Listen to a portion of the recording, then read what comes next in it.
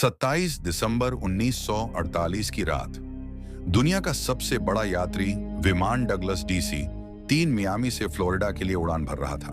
विमान में 125 यात्री और 9 क्रू सदस्य, कुल 134 लोग सवार थे।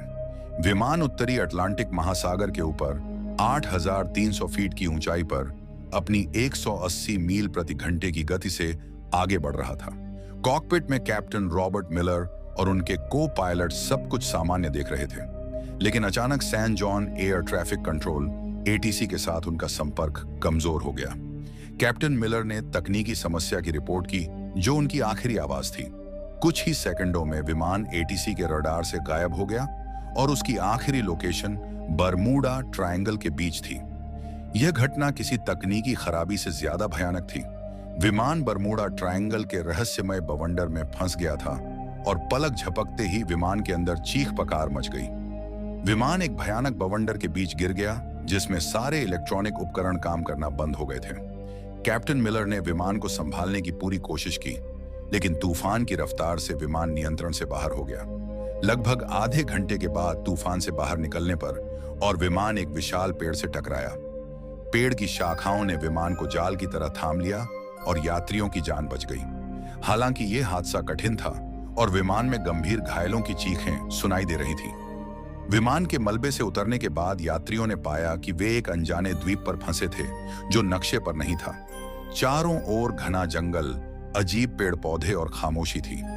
पहली सबसे बड़ी चुनौती पानी थी, क्योंकि द्वीप पर पानी का कोई स्रोत नहीं था। सभी लोग प्यासे थे और उनकी एकमात्र उम्मीद बारिश का पानी था। कैप्टन मिलर ने सभी को समूहों में बांटा और भोजन, दवाइयां और अन्य जरूरी चीजें इकट्ठा करने का काम सौंपा। उन्होंने अस्थायी आश्रय बनाने के लिए विमान के टूटे हुए हिस्सों का उपयोग किया, जिससे उन्हें रात की ठंड और संभावित बारिश से बचने में मदद मिली। रात के अंधेरे में सभी के मन में एक ही सवाल था, क्या कोई उन्हें ढूंढेगा? विमान के मलबे से जो खाना मिला था वह जल्दी खत्म गया। द्वीप पर भोजन की तलाश शुरू हो गई, लेकिन कोई तरीका नहीं था यह जानने का कि कौन सा फल खाने योग्य है और कौन सा जहरीला। एक व्यक्ति ने एक अनजान फल खा लिया और कुछ ही घंटों में उसकी दर्दनाक मौत हो गई। यह द्वीप पर पहली मौत थी जिसने सबको झकझोर दिया। इसके बाद भोजन को लेकर संघर्ष शुरू हुआ। इस संकट के दौरान एक किशोर ने सूरज की किरणों को सूखी पत्तियों पर केंद्रित करके आग जलाई, जो उनके लिए एक बड़ी सफलता साबित हुई। अब आग न केवल खाना पकाने के लिए जरूरी थी, बल्कि यह जंगली जानवरों को भी दूर रख सकती थी। विमान के मलबे में एक टूटा हुआ रेडियो था और इंजीनियर आर्थर वैस ने इसे ठीक करने का प्रयास किया। उसने अपनी आखिरी लोकेशन और मदद का संदेश भेजा, लेकिन कोई जवाब नहीं आया। रेडियो की बैटरी खत्म हो गई और संपर्क का कोई जरिया नहीं था। 10 दिन के बाद 5 लोग द्वीप छोड़ने का निर्णय लेते हैं और एक छोटी सी नाव लेकर समुद्र में उतर गए, लेकिन वे कभी लौट कर नहीं आए। उनके जाने के बाद बाकी बचे लोग ये समझ गए कि उन्हें शायद लंबी अवधि तक इस द्वीप पर रहना पड़ेगा। कैप्टन मिलर ने सभी बचे हुए लोगों को एक स्थायी व्यवस्था बनाने के लिए प्रेरित किया। उन्होंने काम का बंटवारा किया, जिससे एक टीम रोज भोजन और फल इकट्ठा करने के लिए जंगल में जाती, जबकि दूसरी टीम आश्रय को और मजबूत करने का काम करती थी। डॉक्टर एवलिन और कुछ अन्य लोगों ने घायलों की देखभाल का जिम्मा संभाला। इस बीच अमेरिकी सरकार ने विमान के मलबे को खोजने के लिए एक बड़ा सर्च ऑन ऑपरेशन शुरू किया। अटलांटिक महासागर के हर हिस्से को छान मारा गया, लेकिन कोई सुराग नहीं मिला। अभियान धीमा हो गया और बचाव दल की उम्मीदें फीकी पड़ने लगीं। विमान के मलबे से बची हुई चीजों को इस्तेमाल करके बचे हुए लोग अपनी जिंदगी को थोड़ी बेहतर बनाने की कोशिश कर रहे थे।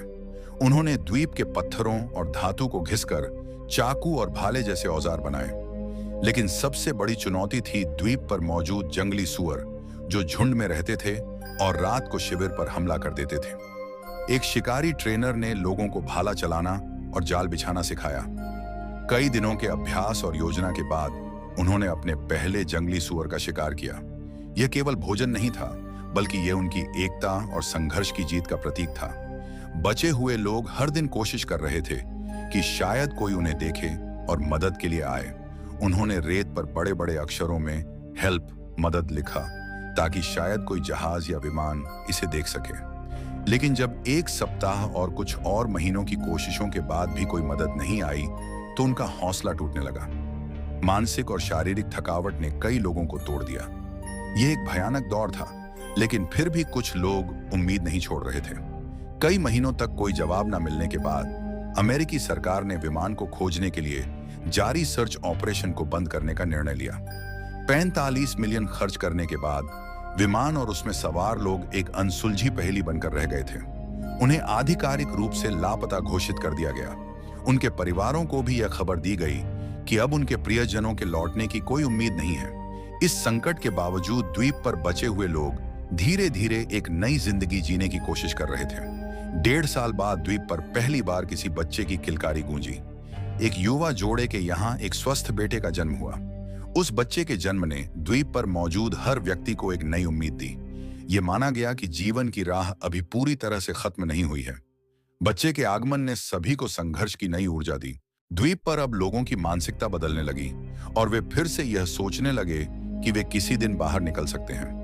द्वितीय वर्ष के दौरान द्वीप पर लोगों ने सोचा कि वे बाहरी दुनिया में लौटने के लिए एक नाव बना सकते हैं। इंजीनियर आर्थर वेंस के नेतृत्व में उन्होंने विमान के टुकड़ों, लकड़ी और बेलों का उपयोग करके एक मजबूत नाव तैयार की।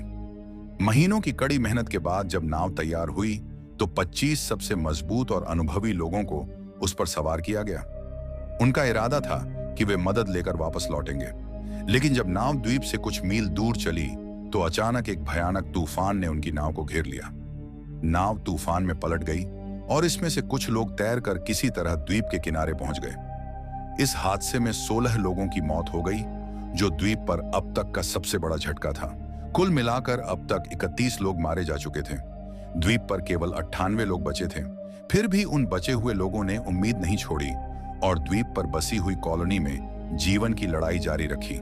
8 साल बाद एक दिन एक जहाज द्वीप के पास आया। यह अमेरिकी नौसेना का जहाज था जो उनकी तलाश में आया था। बचाव दल के उतरने पर सबकी आंखों में आंसू थे।